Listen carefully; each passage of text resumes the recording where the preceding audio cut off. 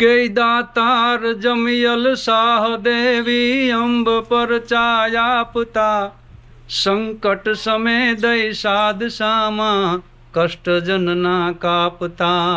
અહીંયા એવું કહેવામાં આવે છે કે અહીંયા અસ્થિ એની મેળે જ ઓગળી જાય છે।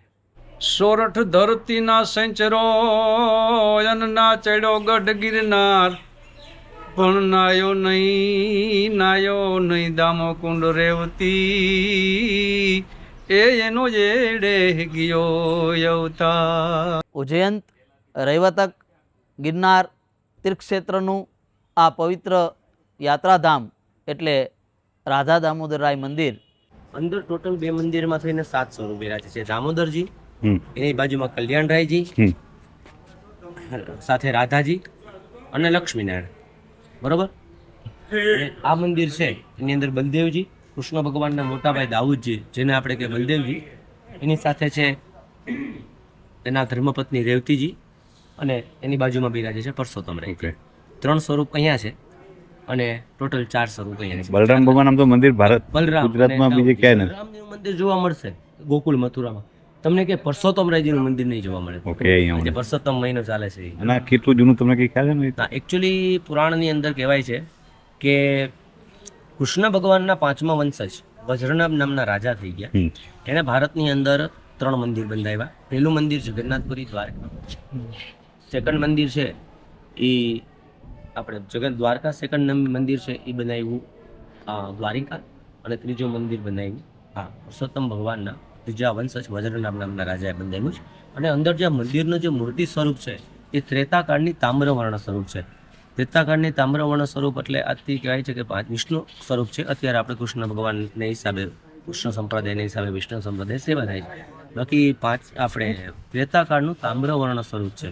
અને જેમ આપણા શરીરનો કલર હોય રંગ છે એવો તમને એનો રંગ જોવા મળે। અને 5000 વર્ષ પુરાણો જે વિષ્ણુ ભગવાન સ્વરૂપ છે, ચતુર્ભુજ સ્વરૂપ। કુંડ ને બંને ભેગું જ એક સાથેનું જ કુંડ, દામોકુંડ છે જે પ્રાચીન ભારતની 42 નદીઓ છે, ગંગા, જમના, યમુના, નર્મદા, કાવેરી, સિંધુ, શિપ્રા, એ 42 નદી અંદર એક નદીનું નામ આવશે સોનરખ।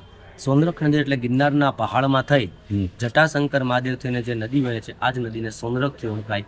ગિરનાર પહાડની જે રજ રહેતી તમે હાથમાં લઈને જોશો તેમાં તમને બારીક સોનાની રજ જેવી કણ જોવા મળે। સોના જેવી રજ જે પૂરમાં વહે છે એ નદી સોનરખ। અને પિતૃ કાર્ય, મોક્ષ કર્મ, અસ્થિ વિસર્જનનું તીર્થનાગરી જે ખાતે કરવામાં આવે છે। જગતગુરુ ભગવાન શ્રી કૃષ્ણની પ્રિયતમ ભૂમિ એટલે કે રૈવતક, આ રૈવતક ભૂમિનું તીર્થસ્થાન એટલે દામોદર કુંડ, ગિરનારની ગોદમાંથી નીકળતી સોનરખ નદીના કાંઠે પવિત્ર દામોદર કુંડ અને રાધા દામોદરરાયજીનું મંદિર આવેલું છે। ભગવાન કૃષ્ણના જ વંશજ વ્રજનાભ દ્વારા આ મંદિર જે છે એની સ્થાપના કરવામાં આવી હતી। અને ભગવાન બલરામજી અને ભગવાન કૃષ્ણ બંને સાથે એક જ સ્થળે પૂજાતા હોય તો એવી આ જગ્યા જે છે એનો જીર્ણોદ્ધાર કાળક્રમે સ્કંદગુપ્તના સુબા ચક્રપાલિતે ઈસવીસન 457માં જે છે કર્યો।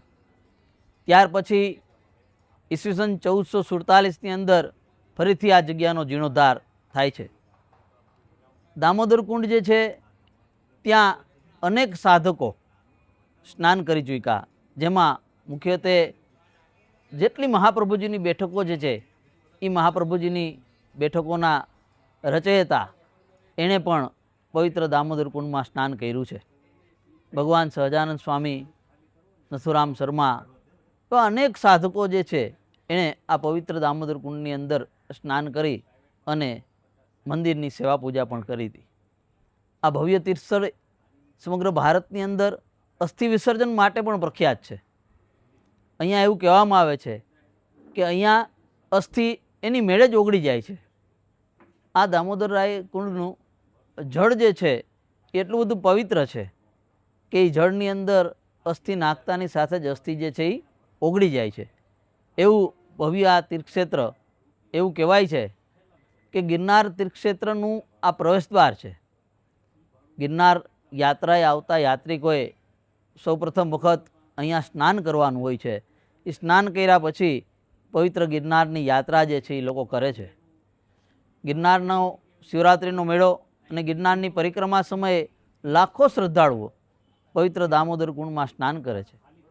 આ ઉપરાંત ભાદરવી માસ આ દિવસે ગુજરાતભરમાંથી અનેક શ્રદ્ધાળુઓ જે છે એ દામોદર કુંડમાં સ્નાન કરવા માટે થઈને આવે છે. આ મંદિરની એકાદશી અને પૂનમ એ પણ ખૂબ ભવ્ય અને દિવ્ય હોય છે. સોરઠ ધરાનો સંજરો ના ચડ્યો ગઢ ગિરનાર, નાયો નહીં દામોકુંડ રેવતી, એનો એડે ગયો અવતાર. નવદા ભક્તિથી દસદા ભક્તિ સુધી જેની તપસ્યા હતી એવા નરસિંહ મહેતા ભગવાનને વધુમાં વધુ એના બોલે હાજરી પૂરવી પડી છે. ભગવાન કૃષ્ણને એમાં રોજ દામોકુંડ નરસિંહ મહેતા નાહવા માટે જાય અને ભગવાનનું સ્મરણ કરે. ત્યાં પ્રભાતિયા ગાય, પ્રભાતી ગાય અને ભજનો ગાય. એવા ગરવા સોરઠ ધરતીનો સિરતાજ એટલે ગરવો ગઢ ગિરનાર.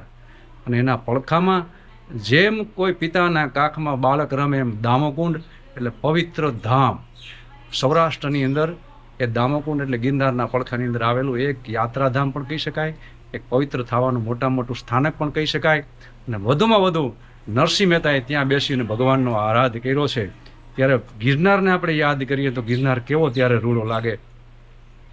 કે દાતાર જમિયલ શાહ દેવી અંબ પર ચાયાપતા, સંકટ સમે દય સાધ સામા કષ્ટ જનના કાપતા.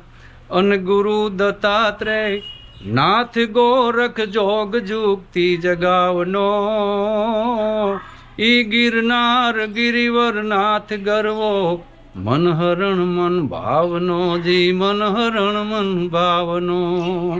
અન જ્યાં ખળળ ખળળ વહે ઝરણા, ખળળ ખળળ જ્યાં વહે ઝરણા, સ્વચ્છ જળ જ્યાં શોભતા, એ લીલુડી વનરાય લસતી દેખી જન મન લોભતા.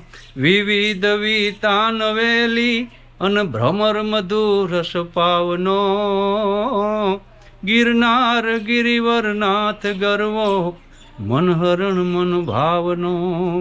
એવા ગિરનારના પડખાના દામોકુંડની આપણે વાત કરીએ ત્યારે ગિરનાર કેવો લાગે, સૌરાષ્ટ્રનો ગિરનાર કેવો છે અને ગિરનારના પડખાનું દામોકુંડ કેવો લાગે છે.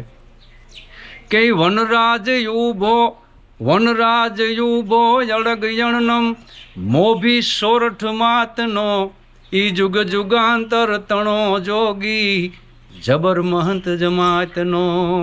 ઓ ધારણો નિત સંત જન નિત દર્શન કરણ જગ પાવનો, ગિરનાર ગિરિવર નાથ ગરવો મનહરણ મન ભાવનો. અને ગિરનાર વિશે કવિ દાદ એક સરસ મજાની નરસિંહ મહેતાની મીરાની વાત કરે છે કે કૃષ્ણ ભગવાન ત્યાં દામોકુંડ એને ખૂબ વહાલો હતો. ત્યાં ભગવાનનું મંદિર પણ છે દામોકુંડે.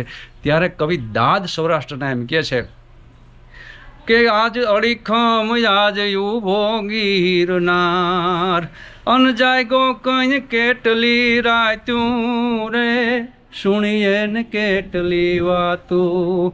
ઈ જટાળા કઈક જોગીના તપને દૂણે ગાહડી બાંધીને, અડીખમ યાજ યુભો ગિરનાર. અને જ્યાં મીરાના ભજનના લેકા, મીરાના ભજનના લેકા, અન નરસિંહના કરતાલના થેકા, ઓલો દામોકુંડ વાહડી ભૂલી હાંભળે કાનો થઈને એકાકાર.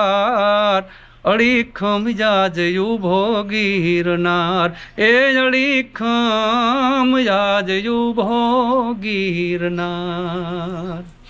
સ્કંદ પુરાણની અંદર આ તીર્થક્ષેત્રનું ખૂબ મોટું મહાત્મ્ય જે છે એ દર્શાવવામાં આવ્યું છે. એટલે ઉજ્જયંત, રૈવતક, ગિરનાર તીર્થક્ષેત્રનું આ પવિત્ર યાત્રાધામ એટલે રાધા દામોદરરાય મંદિર, દામોદર કુંડ કાંઠે સોનરખ નદીના કિનારે આવેલું આ પવિત્ર ધર્મસ્થળ. સૌને મારા જય ગિરનારી, જય રાધા દામોદર. એટલે આ માનવ જીવનની અંદર એમ કે એકવાર દામોકુંડ નાહી લઈએ એટલે 84ના ફેરા મટી જાય, આવું પણ આપણા લોક ઋષિઓએ કીધું છે. અસ્તુ. જય હિન્દ, જય ભારત.